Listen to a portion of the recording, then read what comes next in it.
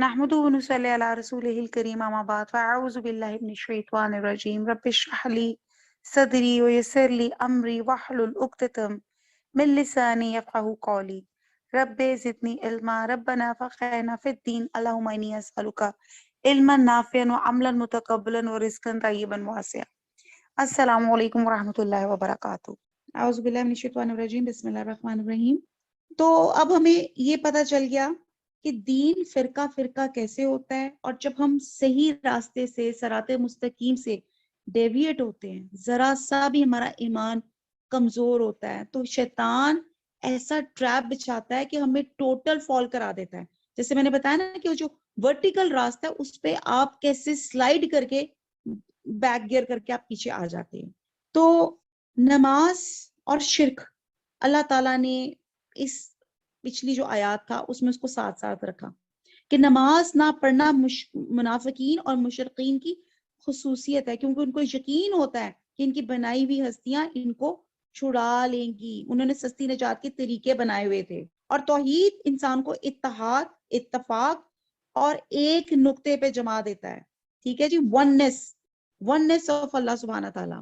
تو اب یہاں پہ آیت نمبر 32 تک ہمیں یہ پتا چلا کہ دین فرقہ فرقہ یہ کیوں کرتے ہیں، اور پھر اس پہ ان کو اپنے ہی فرقے، اپنے ہی رولز اور ریگولیشنز بنا کے اس پہ وہ خوش ہوتے ہیں۔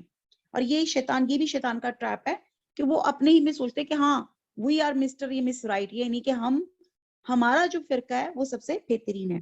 آیت نمبر وَإِذَا، اور جب مس ہوتا ہے نا، اردو میں ویسے بھی کہتے ہیں نا، مجھ سے مس کیا، ٹچ کیا، الناسا، اور جب پہنچتی ہے الناسا لوگوں کو زر تکلیف، دعو دعا سے ہے، پکارتے ہیں، ربہم اپنے رب کو، منیبینا رجوع کرتے ہوئے۔ ابھی بھی آپ دیکھ لیں، ابھی تک ہم نے جتنا بھی پڑھا ہے کوئی نیا لفظ نہیں ہے، الیہی اس کی طرف، ثم پھر، اذا جب، آذاقہم ذوق سے ہے، وہ چکاتا ہے ان کو، منہ اپنی طرف سے، رحمتن رحمت، اذا فریق اس وقت، ایک فریق، منہم ان میں سے، بھی ربہم اپنے رب سے، یشرکون شرک کرنے لگتا ہے۔ آیت نمبر 34 بھی ساتھ پڑھ لیتے ہیں۔ لی یکفرو، لی البتہ، یہ وہ، اور آگے کفر کریں گے، مراد یہاں پہ انکار کریں گے یا ناشکری کریں گے، بما اس کی جو، آتیناہم جو دیا ہم نے ان کو، فتمتعوا متاع فائدہ اٹھا لو، پس فائدہ اٹھا لو، فسوفا پس ان قریب، تعلمون تم علم رکھتے ہو، تم جان لو گے۔ آیت نمبر 33 اور 34 کا با محاورہ ہم دیکھتے ہیں کہ اور جب لوگوں کو تکلیف پہنچتی ہے تو اپنے پروردگار کو پکارتے ہیں اور اسی کی طرف رجوع کرتے ہیں، اور پھر جب وہ ان کو اپنی رحمت کا مزہ چکھاتا ہے تو ایک فرقہ ان میں سے اپنے پروردگار سے شرک کرنے لگتا ہے، تاکہ جو ہم نے ان کو بخشا ہے اس کی ناشکری کریں۔ سو خیر فائدے اٹھا لو، پھر ان قریب تم جان لو گے۔ انسان کے سکون اور اطمینان جو ہے اس کا دار و مدار دین اسلام کی پیروی ہے، کیونکہ وہ سیدھا راستہ ہے۔ ٹھیک ہے، آپ دیکھتے ہیں کہ سیدھے راستے میں جو سکون ہوتا ہے وہ آئیں بائیں شائیں جانے میں سکون نہیں ہوتا۔ فار ایگزامپل اگر میں یہاں دنیا کی بات کروں، جیسے مجھے فیروز پور روڈ بہت جانا پڑتا ہے، تو میں جب اس روڈ پر ہوتی ہوں تو مجھے وہ روڈ نا، کیونکہ وہ میٹرو والی ایک روڈ ہے سیدھی، وہ وہاں پہ جانا ہو تو میں کہتی ہوں اچھا جی سگنل فری راستہ ہے، تو مجھے سیدھا میں کہیں بھی جانا ہو تو میں جلدی پہنچ جاتی ہوں۔ اچھا اس سے آلٹرنیٹیو راستہ اگر میں نے اپنے واپس ڈی ایچ آنا ہو تو وہ ہے کچھ جیل روڈ سے وہ جو آپ کا گولف کلب اور وہ گیریزن یا اس سائڈ سے ہوتے ہوئے، اس میں بڑا کبھی کچھ تو کبھی کچھ، اور بہت سے وہ راستے کر کے پھر آپ پہنچتے ہیں۔ تو آئی پریفر کہ نہیں یہ جو ہے نا، یہ ذرا سگنل فری راستہ یہ اچھا ہے، یہ دنیا کی میں آپ کو بات کر رہی ہوں۔ تو یہی حساب ہے کہ انسان، اللہ تعالیٰ نے دین اسلام بھی ایک سیدھا دین بنایا۔ سیدھا چلنا آسان ہے، سکون والا ہے۔ جہاں آپ ٹیڑھے میڑے ہوتے جی رائٹ کیا تو لیفٹ کیا، وہ جب آپ گوگل میپ پہ بھی نیویگیشن پہ ڈال دیتے ہیں نا، وہ گوگل آنٹی بولتی ہے جی رائٹ نہ لیفٹ، انسان یار کدھر جانا ہے، رائٹ ہے لیفٹ ہے، کتنے ٹرنس کرنے ہیں۔ تو اللہ تعالیٰ کو یہ پتا تھا، تو اللہ تعالیٰ نے دین میں جو ہے سکون رکھا ہوا ہے اور اس کا راستہ بھی سیدھا ہے. تو آگے اللہ تعالیٰ آگے چیز بتاتے ہیں کہ جب لوگوں کو تکلیف پہنچتی ہے تو اپنے رب کو پکارتے ہیں. یعنی کہ جب انسان پہ کوئی مصیبت آتی ہے تو وہ اپنے بنائے ہوئے معبودوں کو بھول کر ایک دم اللہ کو پکارنے لگتا ہے اور کہتا ہے کہ اس مصیبت سے مجھے صرف اس کائنات کا خالق ہی نکال سکتا ہے. اور اس بات کی کھلی دلیل ہے کہ انسان کی دل کی گہرائیوں میں توحید کی شہادت موجود ہے. جیسے میں نے کہا نا، ہماری فطرت میں بائی ڈیفالٹ سیٹنگ ہے اللہ وحدانیت کی. اور جب اللہ اپنی رحمت سے اسے مصیبت سے نجات دے دیتا ہے تو پھر وہ اپنی فطرت کی خلاف ورزی کرنے لگتا ہے. یعنی کہ نظریں، نیازیں، جھوٹے معبودوں کے نام چڑھانا شروع کر دیتا ہے اور کہتا ہے کہ فلاں حضرت کی طفیل سے بھی یہ مصیبت ٹلی تھی. تو یہ ناشکری اور شرک ہے.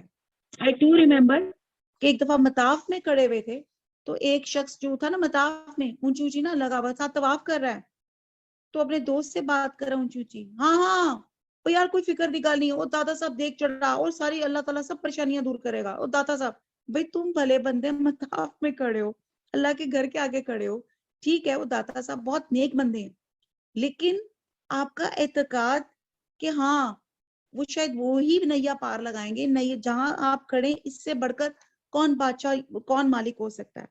تو بہرحال یہاں پہ یہ ہمارا ایک ایوری ڈے لائف میں ہوتا ہے. جب ہمیں سب پرابلمز ہوتی ہیں نا، جب ہمیں کسی ہیلتھ پرابلم میں ہوتے ہیں، جیسے کوئی لاسٹ ٹائم کچھ لوگ کورونا پیشنٹس تھے، کسی کو بیک ایک ہے، کسی کے دانت میں درد ہے، کسی کے سر میں درد ہے، کسی بھی درد میں ہوتے ہیں، پریشانی میں ہوتے ہیں، صحت سے رسک میں اگر خدا نہ خواستہ کوئی لاس ہو جاتا ہے، بچوں کے پیپر سر پہ کھڑے ہوتے ہیں یا پڑھائی یا ٹیسٹ آ رہے ہوتے ہیں، تو سب جو ہوتے ہیں نا سب چھوڑ کے نا بس وہ اللہ تعالیٰ کی لو لگا لیتے ہیں، بس اللہ سے مانگنا، اللہ سے مانگنا ہے. اور اللہ تعالیٰ جب وہ جو چیز مانگ رہے ہوتے ہیں یا جو وہ پریشانی وہ دور کر دیتے ہیں، تو اللہ انسان ایسا ناشکر ہے وہ اللہ تعالیٰ کو بھی اسی طرح فراموش کر دیتا ہے. وہ جو اتنی محبت سے اپنی بیماری میں یا اپنے اس رزق کی پرابلم میں یا اپنی اولاد کے مسئلے کے سلسلے میں وہ جو تسبیح اور وہ خاص نفل حاجت پڑا ہوتا ہے، یا وہ اللہ سے وہ اس کی وہ دعا میں جو رکت ہوتی ہے، وہ جیسی وہ اللہ تعالیٰ اس کو نوازتے ہیں تو وہ تمام چیزیں وہ اللہ کو بھول کے وہ پھر اپنی اس نارمل لائف میں جو جس کو آج کل کی نیو نارمل لائف ہے جو ڈیویٹ ہے اللہ کے راستے سے، اب اس میں وہ بزی ہو جاتا ہے. جب انسان کو موت سامنے کھڑی نظر آتی ہے یا کوئی سخت مشکل نظر آتی ہے تو اس وقت صرف اکیلے اللہ کو پکارتا ہے، اور بعض دفعہ وہ بلا ارادہ بے اختیار اللہ ہی کو پکارتا ہے. اور یہ اس بات کا ثبوت ہے کہ توحید کی پکار انسان کی فطرت میں ہے، اس کی دل کی گہرائی میں توحید کی شہادت ہے. یعنی کہ جب خوشحالی کے دن آتے ہیں تو اللہ کو بھول جاتا ہے اور دوسرے معبودوں یا پیروں فقیروں کی نظریں نیازیں چڑھانا شروع کر دیتا ہے کہ فلاں مصیبت ہم سے فلاں حضرت فلاں آستانے کے توفیل سے ہوئی ہے، یہ خوشحالی میں فلاں حضرت کی نظر کرم کی وجہ سے ملی ہے.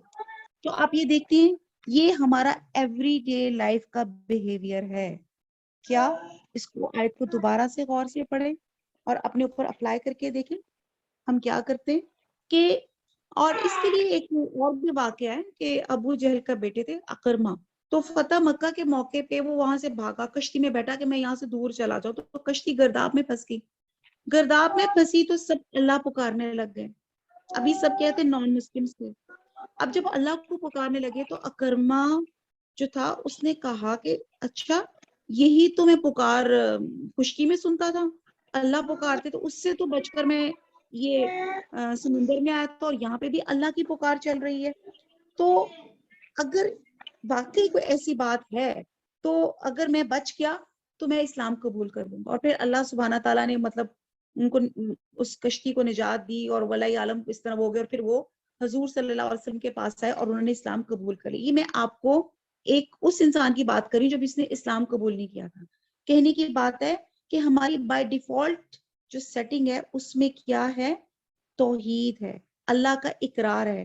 جب ہمیں پرابلم آتی ہے ہم اللہ کی طرف منیبین، ہم اللہ تعالیٰ کی طرف رجوع کرتے ہیں، اور پھر جب وہ اپنی رحمت سے ان کو ذائقہ چکھا دیتا ہے. اب ورڈنگز پہ غور کریں 33 کی، یعنی کہ اللہ تعالیٰ وہ پریشانی دور کر دیتا ہے تو وہ پھر انسان دوبارہ سے شرک کرنے لگ جاتا ہے، پھر اللہ تعالیٰ کے راستے سے ڈیویٹ ہو جاتا ہے، پھر آیت نمبر 34 میں ہے کہ اور اللہ تعالیٰ نے وہ کیوں ان کو نجات جو تھی وہ پریشانی سے کیوں دیا، تاکہ یہ شکر ادا کریں.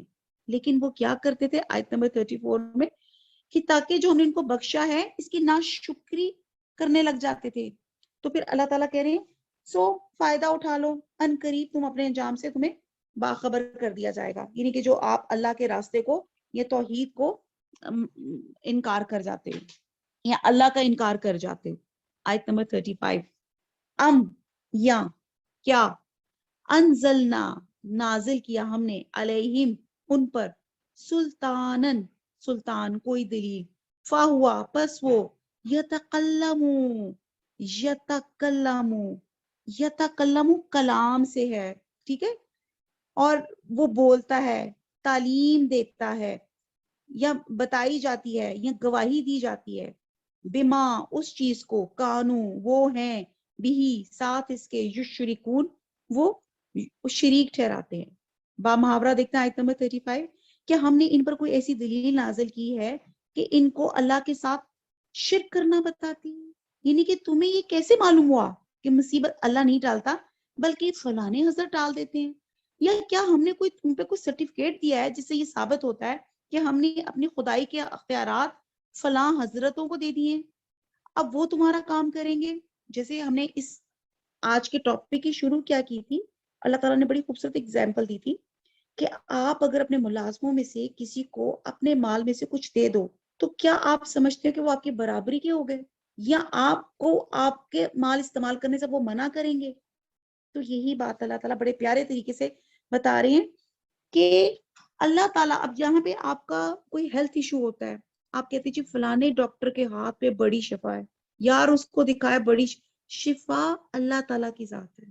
سبب وہ ڈاکٹر بنا کہ اللہ تعالیٰ نے اس کا ڈائگنوز اس کا جو تھا وہ بہترین بنایا.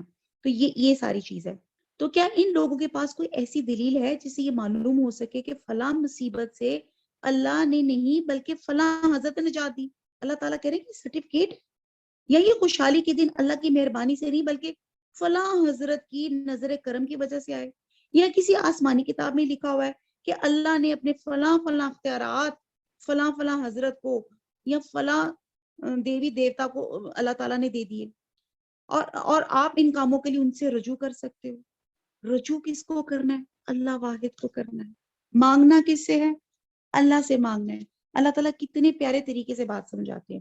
آیت نمبر 36 وَإِذَا اور جب ازقنا زکنا، ابھی پیچھے لفظ ہم نے پڑھا نا ذوق چکھنا، ازقنا ہم چکاتے ہیں الناسا لوگوں کو رحمتن رحمت فریحو فرت ہوتی ہے ان کو، خوش ہوتے ہیں بیہا ساتھ اس کے وَإِن اور اگر تصبہم پہنچے ان کو سیئاتن سو برائی بما اس کے سبب جو قدم آگے بھیجا ایدیہم ید کہتے ہیں ہاتھ، ان کے ہاتھوں نے اذا اس وقت ہم وہ یقنتون یہ شاید آپ کو نیا ورڈ لگے گا، ابھی تک جتنا بھی لفظ پڑھے ہم نے یہ قنوت سے ہے. قنوت بھی ویسے ایک شستہ اردو میں لفظ آتا ہے، اس کو کہتے ہیں نا امیدی. یہ بڑی قنوتی ہے، کہتے ہیں نا بڑی قانوتی ہے، بڑی جس کو کہتے ہیں نا آپ مایوسی کی باتیں کرتی ہے یا مایوس جس کو آپ کہتے ہیں، تو قنوت جس کو آپ کہتے ہیں. تو یہاں پہ یقنتون نا امید ہو جاتے ہیں، مایوس ہو جاتے ہیں.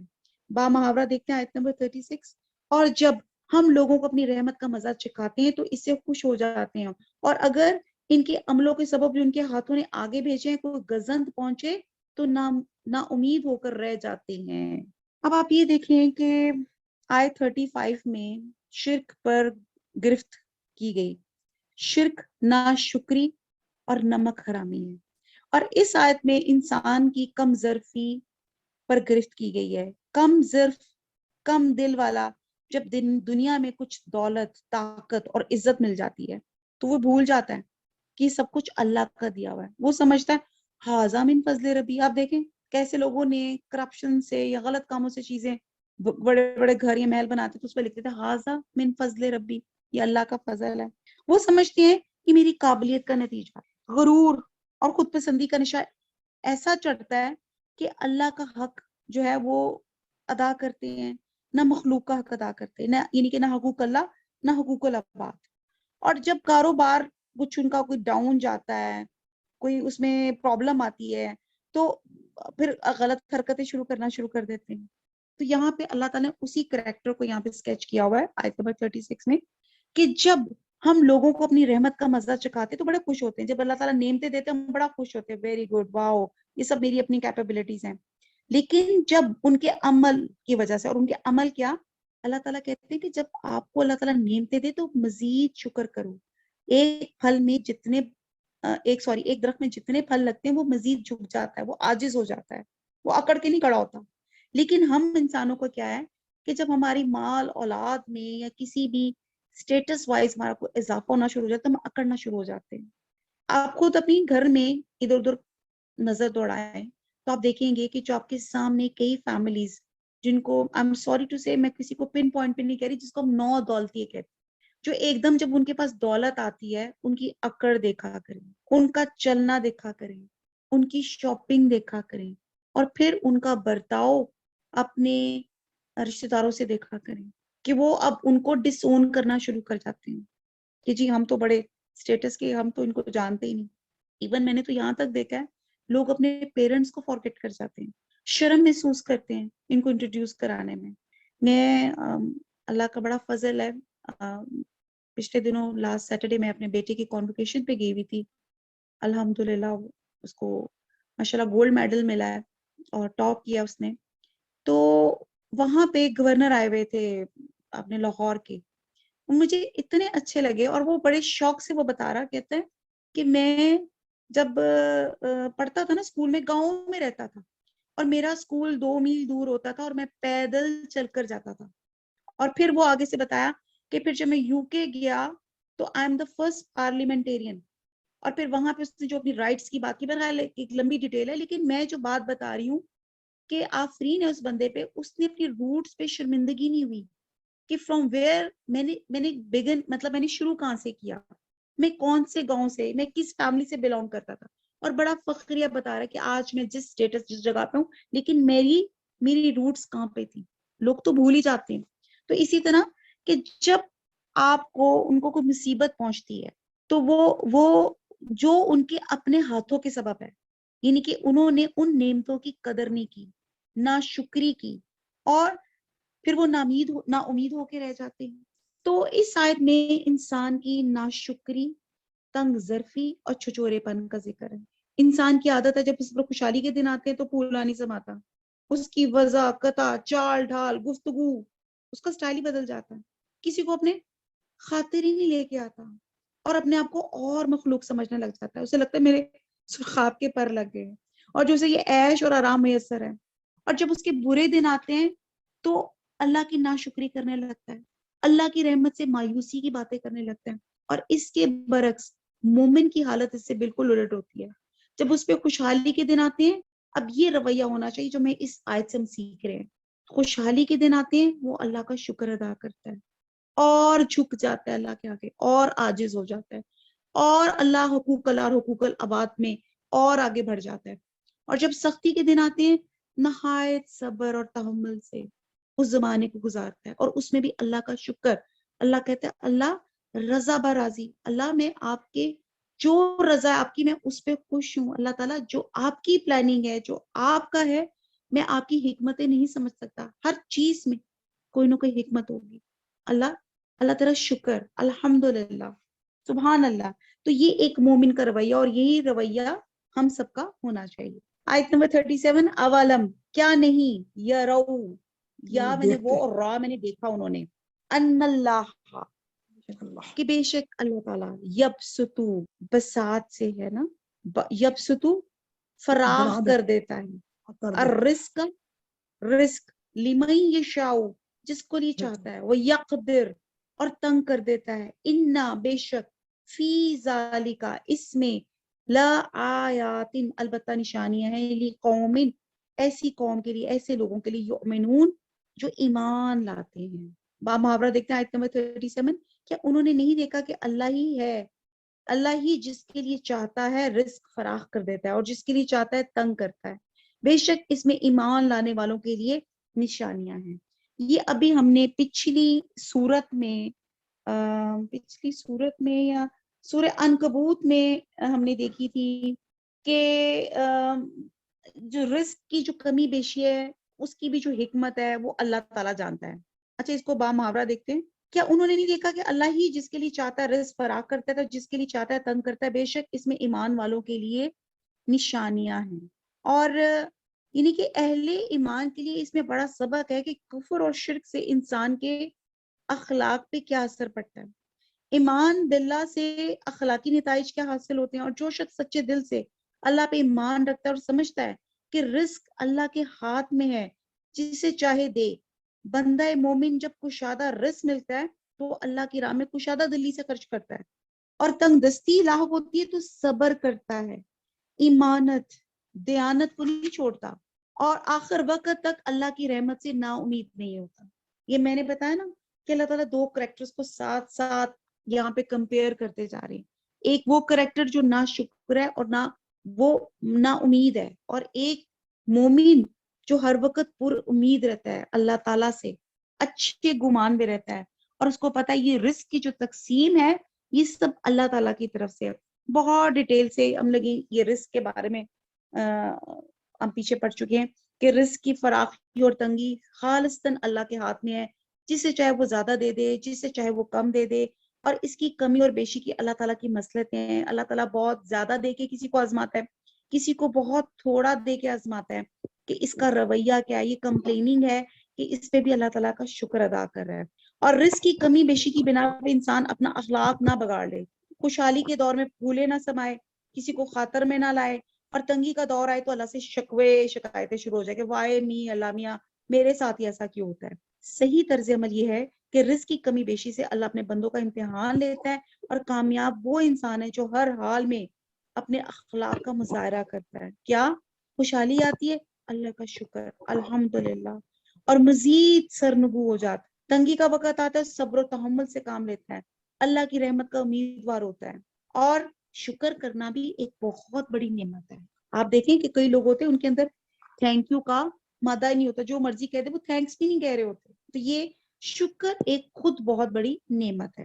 نیکسٹ ہے فآتی، پس دو ذل قربا قرابت دار کو، حق کا حق اس کا، والمسکین اور مسکین، وابن السبیل اور مسافر کو بھی، ذالکا یہ خیر ہے بہتر ہے، للذین ان لوگوں کے لیے، یرید جو چاہتے ہیں جو خواہش رکھتے ہیں، وجہ اللہ، وجہ ہوتا ہے چہرہ، یہاں مراد وجہ اللہ لکھا ہوا ہے تو اللہ کی رضا چاہتے ہیں.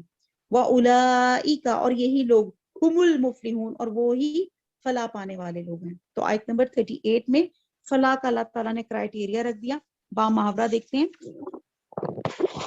تو پہلی قرابت دار اور محتاجوں اور مسافروں کو ان کا حق دیتے رہو. جو لوگ رضائے خدا کے طالب، رضائے اللہ کے طالب ہیں، یہ ان کے حق میں بہتر ہے، اور یہی لوگ نجات حاصل کرنے والے ہیں. یعنی کہ رشتہ داروں اور مساکین کو ان کا حق دو. یہاں پہ یہ امفسائز کیا گیا ہے، یہ نہیں فرمایا کہ خیرات دو، ان کا حق سمجھ کے دو. Important point. ہم کیا کرتے ہیں؟ ہم خیرات سمجھ کے دو، غریب ہے ہائے ہائے. اور پھر آپ کو پتہ ہے مجھے اکثر پہ ملا نصیر الدین یاد آ جاتے ہیں. ملا نصیر الدین تھے، ان سے کسی نے ایک دفعہ کہا کہ جی مجھے یہ اپنا نا کرتا ادھار کے لیے دے دیں. کہتا ہے اچھا. اس نے اس سے کرتا ان سے لیا، مطلب ان کا پہنا ان کے مانگ کر. تو کہیں گے تو دونوں کٹھے تھے. تو وہ ملا نصیر الدین کہتے ہیں ہاں جی یہ جو کرتا اس نے پہنا ہوا نا یہ میرا کرتا ہے. تو جس صاحب نے مانگا تو اس نے کہا بھئی ایسے تو نہیں، ساتھ علیحدہ لے جا کے ان کو سمجھایا کہ دیکھیں ایسے نہیں کہتے، آئندہ آپ نے نا یہ بات نہیں کرنی. کسی اور جگہ گئے تو پھر ملا نصیر الدین نے کہا ہاں یہ جو کرتا ہے نا، پر یہ نہیں میں نے بتانا کہ یہ میرا ہے کیونکہ اس کے سلسلے میں بات نہیں کرنی. پھر ایک اور جگہ گئے، پھر اس نے وہی صاحب ان کے ساتھ ہے، تو پھر اس جو شخص نے کرتا مانگا تھا ان کو سمجھایا کہ پلیز دیکھیں جی اس کرتے کا آپ نے ذکر بھی نہیں کرنا. وہ پھر ایک جگہ گئے، پھر معصومیت سے کہتے ہیں کہ بھئی یہ جو ہے نا یہ بس میں نے تو نام بھی نہیں لینا، یہ جو اس نے پہنا ہوا نا میں نے تو ذکر بھی نہیں کرنا. تو یہی حالات ہم سب کا ہے آنیسٹلی. یہ تو میں ملا نصیر الدین کی بات بتا رہی ہوں نا.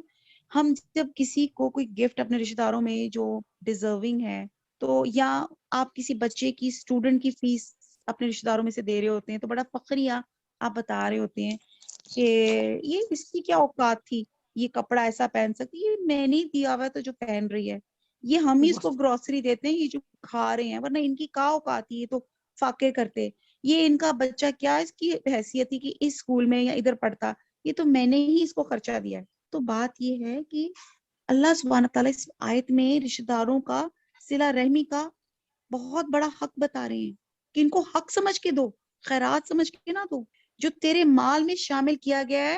اللہ تعالیٰ فرماتے ہیں تیری آزمائش کے لیے تجھے ضرورت سے زیادہ مال کیوں دیا گیا ہے، کہ اللہ وہ مالک یہ دیکھنا چاہتا ہے کہ تو ان کا حق پہنچاتا ہے کہ نہیں۔ اور وہی لوگ کامیاب ہیں جو اللہ کی رضا کے لیے حقوق ادا کرتے ہیں۔ اللہ تعالیٰ یہ نہیں فرماتے کہ قرابت داروں کو، محتاجوں کو، مسافروں کو بطور صدقہ خیرات کچھ دو، بلکہ یوں فرمایا ان کا حق انہیں ادا کرو۔ اور اس لفظ کو اللہ تعالیٰ نے قرآن کریم میں متعدد مقامات پہ اس کو ریپیٹ کیا ہے۔ اس کا مطلب ہے کہ تمہارے مالوں میں ان قرابت داروں اور محتاجوں کا رزق بھی آ گیا۔ اگر اللہ سبحانہ تعالیٰ نے پھر سے، اللہ کا فضل آپ کے پاس ہے، آپ ایک ویل آف ہے، آپ کے پاس ضرورت سے زیادہ مال ہے، تو سمجھیں کہ اس میں آپ کے رشتہ داروں کا، محتاجوں کا حق ہے، ان کا مال آپ کے پاس آیا ہے، لہٰذا ان کا حق ادا کریں۔ اور اس کی ادائیگی میں تمہارا ان پہ کچھ احسان نہیں ہے، بلکہ آپ اپنے سر سے اپنا بوجھ اتاریں گے۔ اور بعض اسکالرز کہتے ہیں کہ قرابت داروں سے مراد وہ رشتہ دار ہیں جن سے نکاح حرام ہے، لیکن اس میں کیونکہ ہر شخص اپنے ناتے والوں کو خوب جانتا ہے، اور سب رشتہ دار تو حقدار نہیں ہوتے، بلکہ وہ حقدار ہیں جو محتاج ہوتے ہیں۔ گویا سب سے پہلے وہ محتاج حقدار ہیں جو رشتہ دار ہیں، اور اس کے بعد عام محتاجوں کی باری آئے گی۔ اور مسافر جب راستے میں محتاج ہو جائے تو بھی حقدار کہلایا گیا ہے، چاہے وہ اپنے گھر میں کتنا بھی امیر ہو۔ جیسے اب ایک مسافر ہے، آپ ادھر کوئی پاکستان میں آتا ہے، کوئی یو کے سے آتا ہے، راستے میں اس کا کوئی بیگ چھن جاتا ہے، بالکل وہ ہوم لیس ہو جاتا ہے، اس کا سب چیزیں کوئی چور لے جاتا ہے۔ اب وہ حال اپنے گھر میں بڑا ٹھیک ہے، لیکن یہاں پہ اگر آپ اس کو کچھ سپورٹ کر دیتے ہیں تو یہ آپ کی وہ حق ہے جو آپ نے اس کا حق اپنی اس میں سے اس کو ادا کیا۔ اب دیکھیے جس معاشرے میں ہر انسان ان مذکورہ حقداروں کا حق ادا کرتا رہے، تو پھر مجھے بتائیں کہ ایسے معاشرے میں کوئی شخص مفلس یا کلاش رہ سکتا ہے؟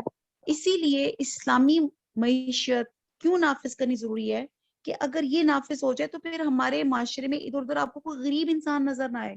یعنی کہ جو لوگ مذکورہ حقوق ادا نہیں کرتے، اللہ تعالیٰ کہتے ہیں وہ فلاح نہیں پا سکتے۔ فلاح صرف وہ پا سکتے ہیں، یعنی کہ کامیابی کا اللہ تعالیٰ نے کرائٹیریا دے دیا ہے کہ جو حقداروں کو ان کا حق ادا کریں، اللہ کی رضا مندی کے لیے ادا کریں، ان پہ احسان نہ کریں، اور نہ ہی ان سے بدلے میں شکریہ یا بدلے کے طلبگار ہوں۔ ہم کیا کرتے ہیں، مجھے کوئی آفت پریشانی آئی، کوئی ٹیسٹ کرانے جانا تھا، کورونا ٹیسٹ، ٹھیک ہے فار ایگزامپل، اور ہم نے گھر جاتے جاتے ملازم نظر آیا، فٹافٹ اپنا صدقہ اتارا یوں کر کے، اور اس کو پیسے دیے، اور پھر ٹیسٹ کروا کے آیا، اور پھر واپس جب آپ کا ٹیسٹ ٹھیک آتا ہے الحمدللہ کہتے شکر ہے جی بلا ٹلی، میں نے تو صدقہ اپنا دے دیا، اور اس کے بعد وہ ملازم آپ کے ساتھ ٹھیک بہیو نہیں کرتا، تم کہتے ہو ہائے اللہ کتنا بدید ہے، اب بھی میں نے اس کو پیسے دیے، ابھی میں نے 100، ابھی میں نے 500 اس کو پکڑائے، دیکھو اس کو تو شکر گزاری نہیں ہے۔ آپ تو شکر ادا کریں کہ آپ کو کہیں باہر اور کہیں ڈھونڈنا نہیں پڑا، آپ کو گھر میں یا آپ کو قریب کوئی بندہ مل گیا جس کو آپ نے اپنی بلائیں اتار دی، اپنے صدقہ اتار دیا، تو بلکہ آپ کو اس کا احسان مند ہونا چاہیے، اور بجائے یہ کہ آپ کہیں کہ جی یہ ہمارا احسان مند ہو، ہمیں شکریہ کیوں نہیں ادا کرتے، تو کہتے ہیں کہ وہ کہتے ہیں اس ہاتھ سے دو تو دوسرے ہاتھ کو نہ پتہ چلے۔ تو کبھی اس لحاظ سے چیریٹی یا صدقہ خیرات نہ کریں کہ آپ کو شکریہ ملے گا یا آپ کو بدلے میں کوئی نیک جسٹر ہی مل جائے گا۔ ٹھیک ہے جی، وما علینا الا البلاغ، سبحانک اللہم وبحمدک، نشہد لا الہ الا انت، نستغفرک ونتوب الیک۔ والسلام علیکم ورحمۃ اللہ وبرکاتہ۔